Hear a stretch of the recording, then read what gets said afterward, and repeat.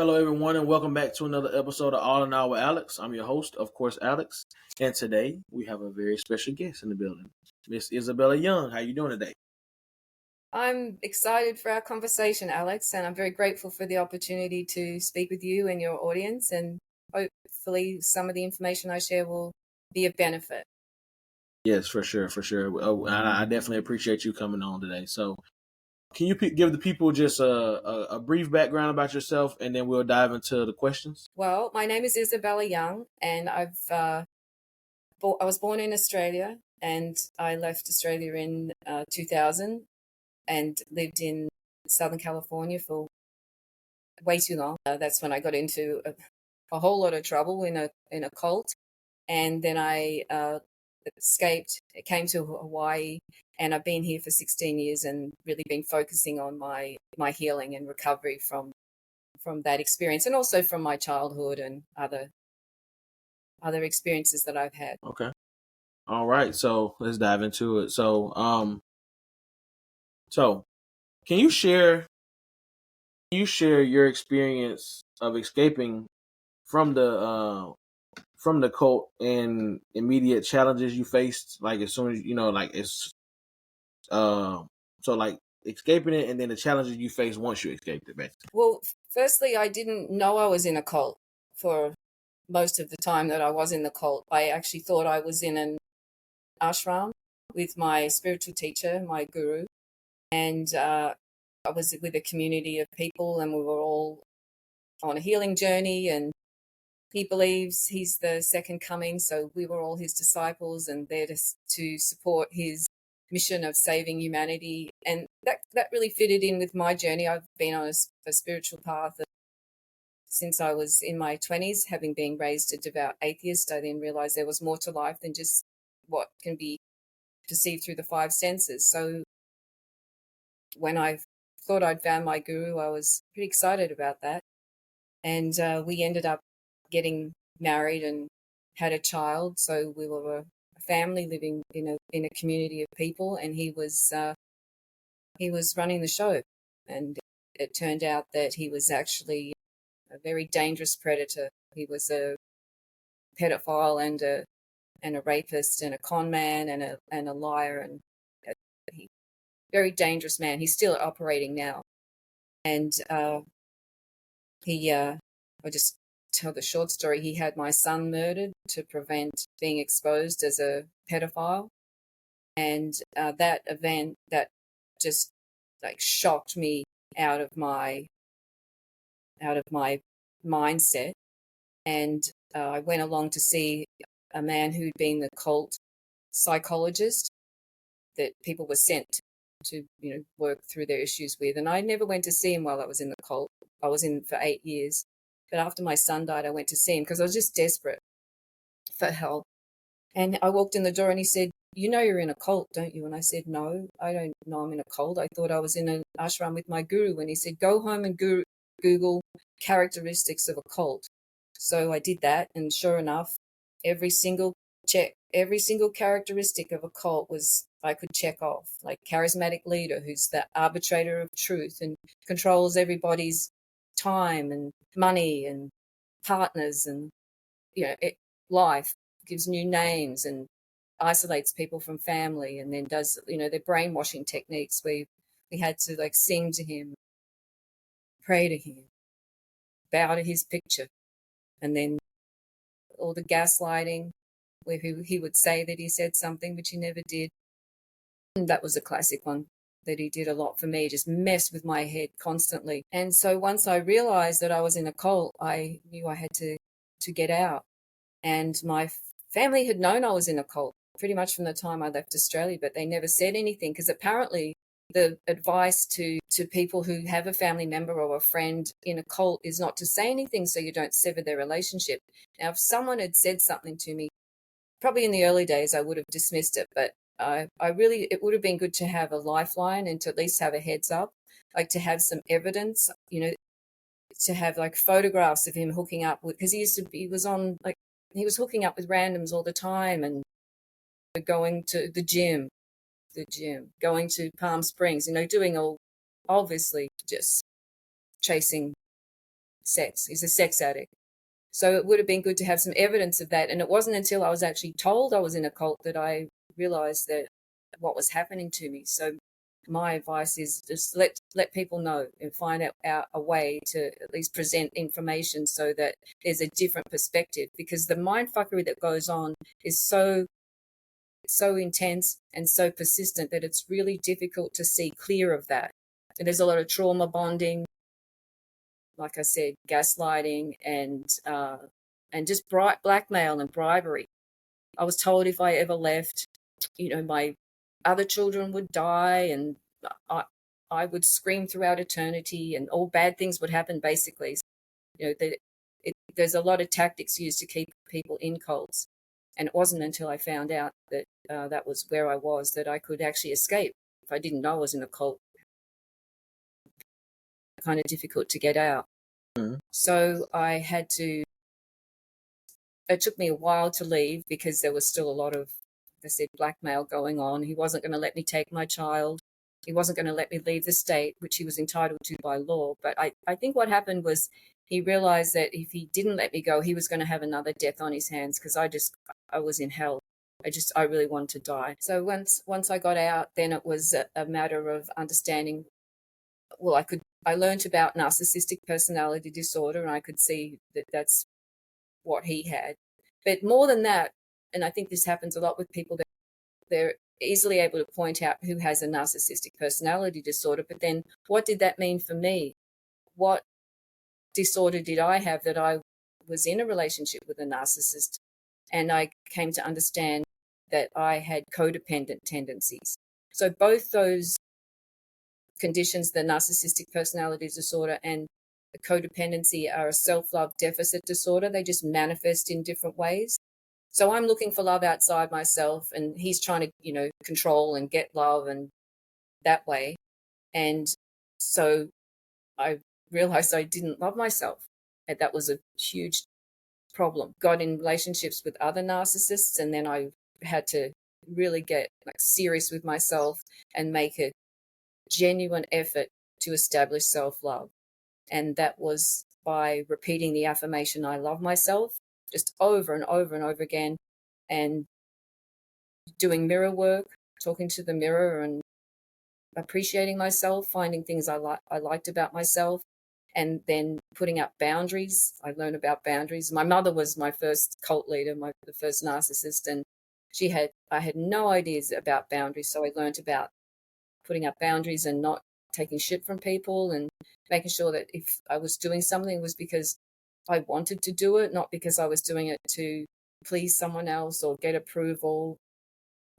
And then slowly and gradually, I established self-love. And then I knew once I got into the relationship that I've been in for 10 years now, that I was finally clear of that huge deficit that had caused so many problems in my life. And that was really the key to my healing. And then the other part to that was because my heart was so macerated, just broken, and I was really, really lost. And the way that I helped to heal my heart was to spend a lot of time in nature. So I live here in Hawaii. I don't wear shoes. I stay connected, unless the ground's really sharp. But I connect to the earth, so I stay grounded. And then I also sun gaze every morning, watch the sun as it comes up. So I take in all the different types of energies from nature, the wind, the ocean, the energy from the trees, and that's really helped me heal and recover from the cult experience. Yeah, it's a lot. It's a lot. It's a lot. So how about this? Just to switch for a quick second, what inspired you to write "Putting on the Armor of God" and also "New Human of New Earth"? It actually happened when I was sitting under a coconut tree, and I realized the importance of being actually on the earth. I could feel the energy that I was receiving, and then I thought I'd really like to share that information with people, because a lot of people don't understand that we We are human beings, we're spiritual beings, but we also have an animal body, and that body needs to be connected to the earth. We're part of nature, and being disconnected from the earth, whether it's from wearing shoes or not going outside or not leaving the city or not going into nature or living in high-rise buildings, that disconnection from the earth and from the energy of the earth, it makes people really physically sick and mentally ill. And you can see it. You can see how that's manifesting in the world, because people are disconnected from their basic nature, from human nature, from divine nature, and from nature itself. It's made people really ill. So I thought, well, I'll write about that. So I started writing about that medicine. I, call it the medicines of nature. And then what happened was all the scamdemic bullshit hit. And then I got all this information about why that was happening. And so I wanted to write about that and warn people about what was going on. And that was the putting on the armor of God, because we do need to protect ourselves. We are under attack in many different ways. We're under attack, like mentally, physically, psychologically, and there are ways that we can protect ourselves. So that was the first book. And then New Human of New Earth, which I'll be publishing in a couple of months, is a continuation of the first book that I started, which is lists of like hundreds of natural medicines, body technologies that we can use, and also spiritual technologies that are available, and they're free and they're safe and effective, and yet most people don't really know about them. Even doctors of natural medicine really don't really talk so much about just the importance of being connected to the earth in nature and receiving light, receiving sunlight. That's just vital. We're so disempowered when we don't receive sunlight. The fact that sunlight's been demonized and there's all this fear of the sun protection, sun causes cancer. This is not true. These are all lies that are being fed to us to keep us sick and disempowered. So that's one of the reasons why I'm really excited about this book, because it's got so much good information that can help people heal and stay healthy and clear-minded and powerful. We're being really attacked. Yeah, we can protect ourselves, and like I said, be empowered by all these pretty simple practices, from how we breathe to what we eat to what we drink to how the way we move and use our voice. There's all sorts of simple techniques that are available. Yeah, I agree. So, how do you help others identify and escape from cult programming? By pointing out where cults are, how they operate, and I think this is really where I've gone with my cult experiences, by being in that cult and understanding the tactics that cult leaders use to keep people trapped in the cult. I listed some of them before, like they do the brainwashing, where you're just repeating the same lies until you believe them. And then there's something called psychological operations, where they just do some kind of like mental games with people. Like different people in the cult were told that they were enlightened at different times, and that made other people jealous. It's just all this like mind fuckery going on. So I could see that tactic. I could see the way that people were their time was controlled. Basically, all your time has to be devoted to either earning money to give to him through tithing, or on cult activities. And so no one really had any time to think clearly or read information or talk to other people or spend time with people with different opinions. You might be able to say, hey, that doesn't sound right. That sounds pretty messed up. And then there are the what was that other one? Gaslighting. I learned about that tactic, and that's basically that's more of the mindfuckery type of thing. You're told how something is, but it really isn't that way.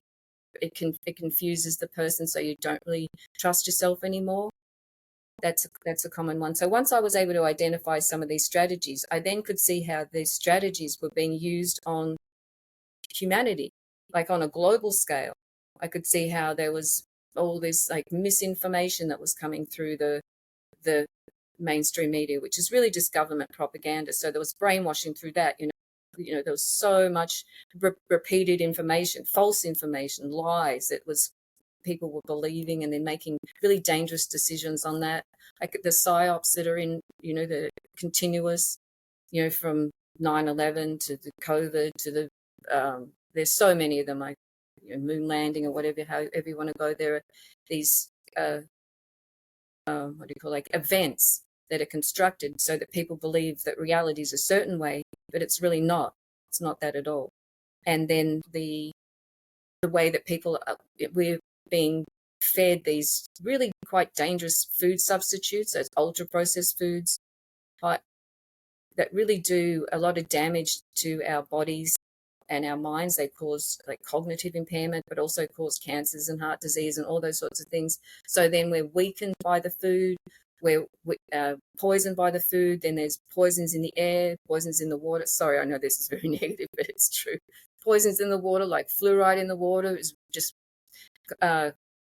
basically what fluoride does is causes calcification of the pineal gland, which then makes it impossible for us to perceive anything really outside of just basic 5 senses. So we're kept sick, and we kept like mind controlled, and then just fed a whole lot of bullshit lies. So people follow along and end up suffering in a lot of different ways. So basically, from my cult experience, I could then see the greater cult tactics that are used to control larger populations. And that's been pretty bloody horrifying, actually. It hasn't been a lot of things about my expansion of consciousness have just been horribly shocking to realize, like, what's happening on a larger scale to people. And it's no wonder so many people are sick and suffering, because that's the intention, to keep us disempowered and dependent on the medical system, depending on government, still enslaved. Yeah, and it's horrible for sure. You can just hope. You can just hope that at some point, it gets better, because right now it's insane with all the manipulation and all the cult tactics, like you said, that are being used. Whether it's by the government or whether it's by people that have a following. So it's just it is. It's very. It's well. That's why I feel it's important to talk about the fact that there are cult tactics being used on us, because without knowing that we're in a cult or being abused in that way, there's no way to escape or protect ourselves. So I think it's really important to be speaking about it, even though that I'm got strikes on my YouTube channel, and most other people who do speak out this way are limited. That's the way. One of the ways that we're controlled and manipulated is the voices of those people who are raising the alarm or speaking truth are silenced, or the doctors that are coming out now and speaking about the dangers of the injection experiment. They're being silenced in so many different ways. They're like ridiculed, and then just basically silenced, and some of them even their lives are taken if they are speaking out too much. And that is I know it's like, do I speak out? Do I put my life at risk? Oh yeah, I do. This is the hill that I'm going to die on. I'm going to speak out about what's going on. I'm not afraid. Either way, I know where I'm going, and that's to the light. I'm going home. It'll either be sooner or later, but I'd rather be in integrity and speaking out about what I know to be true, and then offering like solutions and medicines and practices and tools that people can use to stay protected and aware and empowered while all this shit's going on. Yeah. So with them, threatening your life and things like that after you speak out, is that what you would classify as fear-based mind control? Yeah. That's Okay. part of it. That's part of it. The other one is just using fear itself, just by this whole it's a virus theory. There's never been proved that viruses work the way that we're brainwashed in school to believe. So by having this idea of a hidden deadly thing that can be transmitted from human to human or human to animal, that can kill millions of people, take us all out. They said people, everyone's scared of touching other people, being in public places or not being protected by some kind of injection. So that's how people are controlled, through fear. Fear is probably the main tactic that's used to control people. Fear of jail, fear of starvation, fear of war, fear of losing your job, fear of not having a home, fear. It's pumped out every day. Just look at the news. That's what it is. It's just a fear pump, and repeated over and over and over and over again. So everyone's in a state of preparedness for the worst to happen almost. And especially the way that they use the weather now, we can see that where's safe? People that once lived by a running brook just had their whole lives taken away in the States. It's happening all over the world, where the weather is being weaponized and used to control people and take over land and create a lot more fear and suffering, because that's the point, is to feed this. I don't know who they are that's doing all this. I really don't. But they're non-humans, subhumans, anti-humans, and they feed off the lowest vibrations of energy, of human energy, like suffering, fear, anxiety, depression. And so those emotions are generated all day, every day through the television. That's a mind control device. It's not just an innate box that sits in the corner and spews out information. It's probably the most powerful mind control tool that's ever come through to humanity. So that puts people into a state of fear. It puts people also into whether they have to choose one side or the other. And you can see how the political system, which is another element in this whole control system, that works by dividing people. And it works extremely effectively. And along with the television, now we've got the cell phone, and people are now living their lives by relating firstly through this device in their hands, which is so unnatural for a human being. That's another mind control device. And this whole talk of people getting brain chips and all that, they don't even need that now. People are happily carrying their slave device with them, which gives them the information about the world rather than being connected to intuition or nature or God or a higher power. Now most people are relating to life primarily through a black screen, and that's very dangerous because they are not benign, and they're not just invented in the garage. They're actually very high-tech human control devices that put us into these states of, like I said, low vibratory states. And so it's really important to be aware of that, and then to be able to use the devices rather than be used by them, to take time away from them, to have what I call an e-tox, an electronic detox, and go and do human stuff, whatever that is. Go and cook, go and dance, go do gardening, grow food, walk in nature, walk the dog, pet the cat, play with the children, take them outside, put them in nature. The most powerful thing we can do now is just to be as human as possible. Go and help someone who needs help, because they're highly addictive.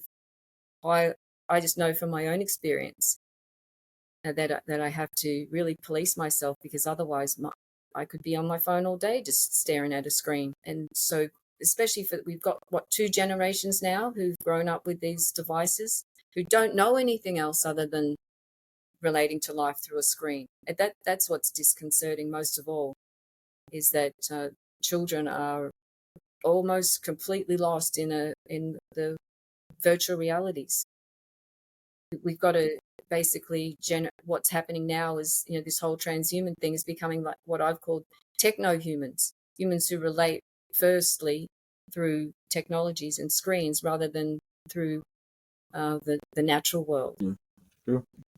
I definitely would agree with that. It is, and it seems like seems like it's only getting worse.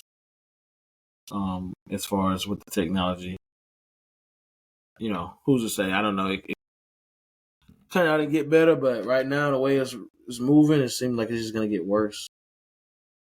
Well, here's how I see it. While it looks like it's getting worse, the truth is that the reason why all this chaos is happening is because the amount of light that's coming onto the Earth from the galactic center, from the great central sun, through our suns, through the photon belt, we're being bombarded by the highest frequency of light that's been received on the planet for I don't know how long. But that light is information. It's life affirming information. And it's also shining a light in the darkness. It's exposing the evil, it's exposing the corruption. So now we get to see more of what's happening. And also those forces the forces of darkness that have been operating at when Earth has been more in the darkness, they know that this light, the light that's coming bombarding Earth now, is going to mean that the frequency of the planet and all of us on the planet is rising. And that is evidenced by the Schumann resonance, which is the vibratory frequency of the planet. It's increasing. Like it used to be 7.84 or something like that. Now it's been registered at sometimes 60 or whatever. And that means the whole energy of the planet is increasing. We're also now getting solar flares. The amount of solar activity that we get, that we used to get in, say, 6 months, we're now getting in a month. So we're getting more C class, X class, and M class flares just all the time. The sun's just, lights, geomagnetic storms. And they've registered the highest vibratory planet particles. Sorry, it used to be the God particle, but now there's another one. It's named after a Japanese sun goddess. Basically, the frequency of life on Earth is increasing because of the light that's pouring forth onto Earth.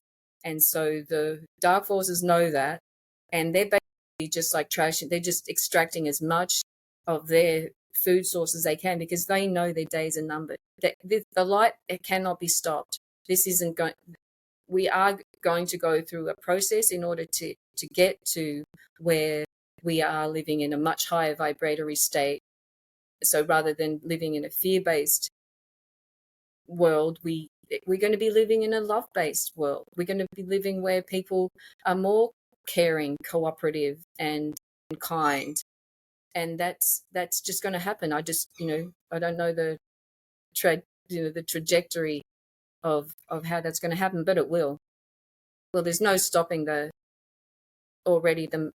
momentum that's started, and that's a lot more people waking up to the corruption in politics and the Hollywood and the the monetary system, the police, all the corruption and just not in those systems, but of those systems. They're actually systems of control. They don't work the way we think that they do, and more people are becoming aware of that. In that, then everyone's vibration increases, and that accelerates this process that we're going through. And we just happen to be like right here on ground zero, watching it unfold. And the best contribution we can make to that is our own personal vibration. So we're not adding to the negative energies with anger, and not that we can't get angry, because there's certainly a lot of things to get angry about, but not to make that a constant energy, and make sure to stay out of anxiety, fear, depression, and keep neutral. That's great, but if you can raise your vibration by being human or doing activities that would raise your vibration, like sun gazing or being in nature, grounding, singing, chanting, dancing, being with friends, playing with children, all those sorts of simple things can raise our vibration, and that contributes to this ascension process that I think it's the cosmos really is going through, but definitely here on Earth where we're going through it as an ascension process. And that's been prophesied. We're moving out of the age of Pisces into the age of Aquarius, which is more about where everything's more egalitarian and groupthink. rather than not hive mind type thing, but where we're more cooperative, and there's not this pyramidal power structure. And in the Hindu or the Vedic tradition, we're moving out of the Kali Yuga, which is like the darkest time for humanity, we're moving out of that into a new time. And it's happening. This is a paradigm shift. We are moving into another, well, they call it another dimension. This is like a third dimensional reality, and there's other dimensions after that. And we are shifting out of this heavy, dense, controlled, fear-based reality into something far better, far better for all of us, and not just those who are controlling the life on Earth at the moment. That's how I see it. I'm an optimist in that regard. So, how about this? What are some common signs of narcissistic abuse that people should be aware of? Well, and someone with a narcissistic personality disorder is ultimately they're selfish. So the world revolves around them. They feel that they're better than other people, that they deserve special treatment, that they're somehow better than other people, and that other people should be serving them, fulfilling their needs, and they have no ability, they have no empathy, so they don't really understand what they can pretend. They're very good. What they do is they basically create a false persona that they think is going to be likable and get them what they need. And then they get people to, it's called, they're flying monkeys. They get other people to come on board with that.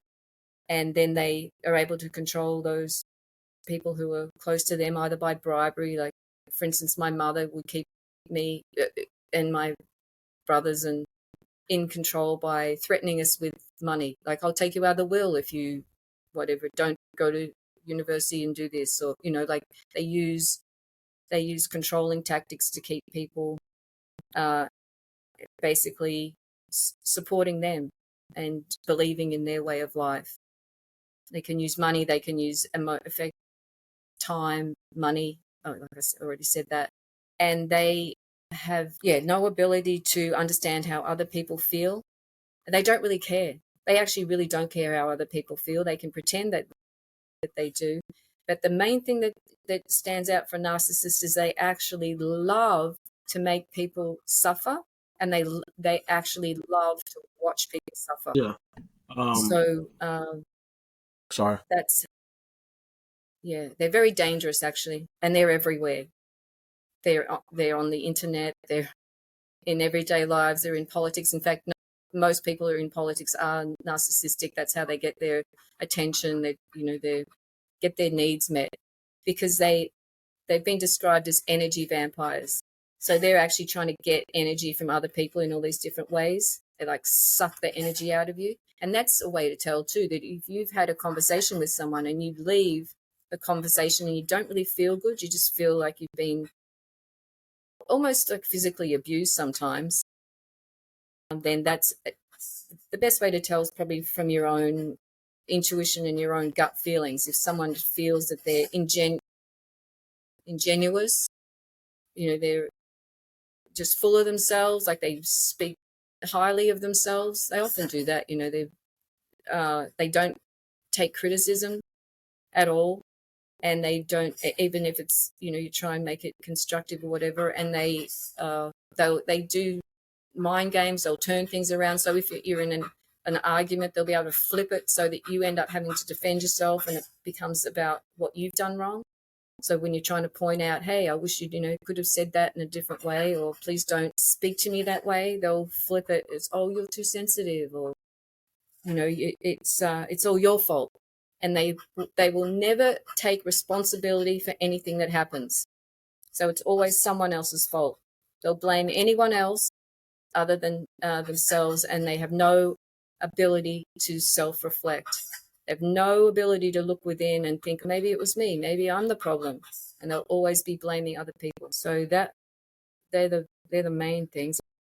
Once I knew about this, it became so obvious to me, because, like I said, they don't really hide themselves very well. The conversation is usually about them, what they've done, They don't really care about what you've done. They can pretend they're really very good actors, but they basically have a black hole of self-hatred and self-loathing that can never be filled. So they're always going to be trying to get their need for approval and love and attention met by other people. They can't be alone. They always have to be out there trying to scam people. I can't hear you. Sorry, I had muted for a second because somebody kept calling me. But I said, so basically, they're scammers. They lack accountability. They selfish, like to talk about their stuff all the time. For the most part. Yeah. And when I say scammers, they just play games with people. They manipulate people, control people, and that's the way that they get what they need to feel, Right. to be able to get through the day. Because, like I said, they have they have a bottomless pit of self-hatred. And the other thing about someone with a narcissistic personality disorder is that it's incurable. I mean, there are some people who, like, I've seen them say that they have a narcissistic personality disorder and they're healing from that, but generally they are incurable because they have no ability to look at themselves honestly. They have no ability to self-reflect, whereas other people would go, oh, hang on, that was a pretty fucked up thing that I did or said, and I really should apologize. If they apologize, it's not genuine. They will just do it because it's going to get them to the next thing. They will just pretend. And the other thing that they can do is they do this, what's it called, like trauma-based mind control. So they take people through these arcs of love bombing. You're the most beautiful, you're the most wonderful, you're the only one, you're the one for me, or whatever. And then the next, they can just flip, and it'll be a verbal abuse of, how horrible you are. And that trauma it changes the brain. So by going back and forth from these love bombing to hate bombing, it really end up really not knowing where you are, who you are, can't trust yourself, and then become kind of helpless and powerless and easy to control. So they use that tactic too. They often start off with the love bombing thing, and you can see people say, oh, he's, the answer to my dreams, he's perfect, he's blah, blah. And then months down the track, he's a psycho. It's typically how it works. They're very, very clever, actually. It's kind of weird. Like, you see that on movies, but you don't. A lot of times, I don't think people realize like it's actually going on in real life. So they may be doing a movie about it, but it also people that's going through that actual situation in real life. So that's, yeah. I just, listening to your story is like, man, I hate that you had to, go through those things in life. Glad you were able to make it out and, be in a better position now and living life to your greatest ability. Just going through something like that is definitely pretty horrible for anyone to go through. So, well, we're glad you're here. We're glad you're out of it and you're here today with us. Thank you. So Yeah, yes, I just wanted to say on that I'm not a victim of what I mean. I've been in victim roles. I've played the victim role lots of times. I'm a master of suffering, but I believe that, and I know it's not belief. I know that what I went through is what was necessary for me to understand what I do now, and to become. You've heard before, to become who I am. I believe that. I don't have any need to get this ex-cult leader. He's still a cult leader. Sorry, he's my ex-husband. I don't need to get him behind bars. I know that he's already suffering. He's, like I said, he's a sex addict and he has a narcissistic personality disorder. So he's already in his own form of hell. So I'm just taking what I've learned and then sharing that with other people. I'm not a victim. I'm extremely blessed by what's happened and where I am now. I feel like the most blessed person in the world, actually. that's good. I mean, Yeah. I'm glad of that because like I said, we're all about overcoming adversity and mental health. So, feeling like you're the most blessed person in the world, that puts your mental health at a way better level. Right. Just that whole feeling of being grateful. That's so Yeah, good for mental health. Just being grateful for whatever it is, from the smallest thing to just watching clouds, or just taking a moment to just enjoy a deep breath or a bite of food or whatever. Carrying that attitude of gratitude, it's a real game changer. And practicing that as much as possible, whether it's just mental lists or writing lists or speaking, being grateful, expressing gratitude to other people. That's been probably, along with spending time in nature, the practice of gratitude's been really important in getting me out of my wanting to die every day. yeah. So, what are some what are some misconceptions about cult survivors that you would like to address? Here's a big one: that somehow that everyone who's got into a cult is mentally deficient. The idea that I know that when people find out I was in a cult, a lot of people, their immediate reaction is, that I must be really sorry to, fucked in the head. That, people have this idea that because you get in a cult, you're less than. Like, you'd have to be really a broken human being to get in a cult, which is kind of true, but it doesn't mean that I'm, any less of a human being. Getting into a cult, and the cults families can be cults. Relationship, you can be in a cult of one. A cult can be a sporting team, a political party, a church, like an ashram, an MLM marketing group. They're a cult, and like I said, there's a humanity is enslaved in a cult. So it's not about being a deficient human being. It's just an emotional wounding, really. It basically comes from what's happened in childhood. So we're searching for security or for belonging, for guidance. There's being in a cult doesn't mean being less of a human being. I think that's probably the first misconception. And also I think the other one is that getting out of a cult is what's not really recognized. I don't think that it's actually, that's the first step in the healing, but it's a long process. It's a long journey to unravel what happened. And then because you have to learn, I had to learn who I was. I didn't know who I was anymore. I had to find out who I was, what I liked, what I didn't like, what I wanted to do with my life. And one of the main healings that I needed to happen was like between me and God, because I was so fucking angry that I was in this situation and that I hadn't got helped out of it, but I had to do it myself. So that was very empowering. But basically the healing process is with relationship to self, relationship with God, and then, then how do I trust myself? How do I trust other people? And it's a very delicate process to get out of that high control environment and back into the world again, to be able to move forward from that. So yeah, the healing process is definitely, I don't think it's really spoken about enough. A lot of people talk about what actually happened, but then it's like, okay, then how'd you get back up again, get back on the horse, so to speak? Yeah. What up? Where did it go? So going through that, how are you able to help individuals reconnect with their intuition after experiencing manipulation? Well, for me, it happened through establishing self-love, because I think that's really broken in people who are in cults, that there's a disconnection there between the true self and the high self, in a way.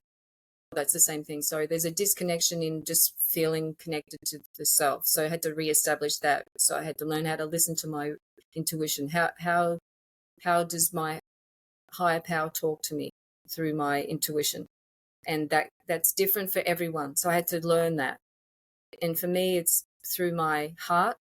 I can feel things. I can also, I can sense things as well through my gut. That gut feeling.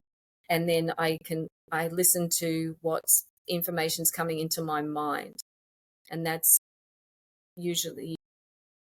I think it's like pictures, hard to say, like it's messages or pictures that don't really have words. I don't know how to describe it, but it's not clairvoyance, it's like clairsentience.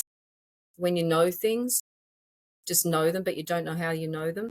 So that I had to understand how I was being communicated to from higher power, from, well, I call them my guides. Like my first husband died when I was 6 months pregnant with our second child. So he's around me. My son's around me. I can feel, I've got friends who've crossed over. I can feel them guiding me and talking to me. So I had to learn how to listen.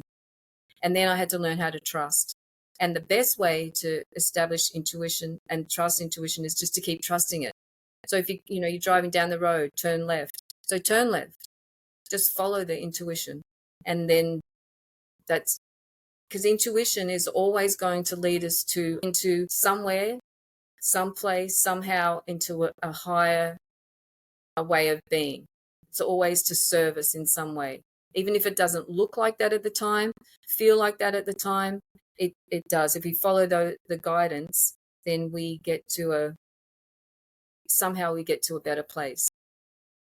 And then the other part of the healing was, like I explained, about self-love, establishing that, listening intuition, following intuition, and then just letting myself be guided through life after that, trusting. What I really did that helped, and I've been doing this for a while, is I wanted to, and I've wanted to this for a long time, to be a servant of, I wanted to serve God. I wanted to serve a higher power that's just, I don't know where, because being raised an atheist, that sounds so strange because we weren't really allowed to even use the word God unless we were being rude. So now I've established that relationship. I wanted to serve God, so I aligned my free will with divine will.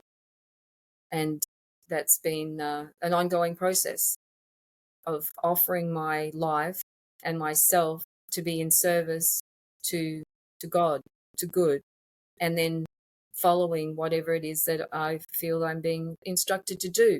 Write the book, putting on the armor of God. I could feel that was something that my soul needed me to do. Write the second book and just keep following the guidance, whatever it is, from getting up in the morning, what do I eat, where do I go, how do I spend my time, to those other projects I said, like I'm working on the book. So I would say that the establishing intuition, following intuition, establishing self-love, and then aligning free will with divine will, and that's been, like, those factors really help to get on the right path. And connecting with nature too, spending time in nature, that's critical. Yes. So before we wrap things up, is there anything else that you would like to touch on for the audience? I think the most important thing that I want to say is, while it looks like that, and it feels like, and I'm sure for a lot of people, there's a lot of really dark, evil shit going on at the moment, just know that this is part of the process as we're moving out of, because it has been like this for a long time. It's just that it hasn't been so obvious to so many people that, we've been controlled and manipulated for a very long time. But now we're moving out of that, out of the chaos and confusion and the wars and the violence and all that. We are moving through. This is a process. It will end. There is light at the end of the tunnel. So to trust that, to know that there will be light at the end of the tunnel. There is light at the end of the tunnel, and that's where we're moving towards. So to stay in that knowing, and don't get caught up in all the emotional manipulation. Don't get caught up in all the government lies and propaganda and political bullshit. Like, stay clear, stay grounded, and stay neutral, or stay as positive or as joyful as you can be. And there's no limit to that. Raise your vibrational frequency at every opportunity, and trust that we are ascending. We are going to be new humans of new earth, and that's what I'm writing about. And many people already are, actually. There are already many people who are living in that way of life. They've already left all the bullshit behind. Just don't get to see them because they're not, all the systems that share information are controlling that information. You know, people who are, like we talked about at the start, right? People who are speaking out, sharing truth, are being silenced. They're right, and you too. What you're doing, you're contributing to the freedom of humanity by giving people a platform and a voice to rally. We need to stand together. We can't do this alone, and we're not doing it alone. And we have the other thing to know is that we have the support of countless beings of love and light. And what's happening on Earth is the focus of like I said, multitudes of beings of the highest vibrations of love and light who are here to support and help us and guide us through all this. And all we need to do is ask for their help and give thanks, even if we don't know how it's working or we can't feel it or see it, or whatever. Just trust and give thanks for their support, their love, their guidance, their wisdom, their light. And so we're not doing this alone. And that's why we know that this process has an end date, because we are the majority. We're the light team. I like that. I like Yeah. that. I like that. The light team. Yeah. So, I want to take this time to let you know that I appreciate you coming on the show.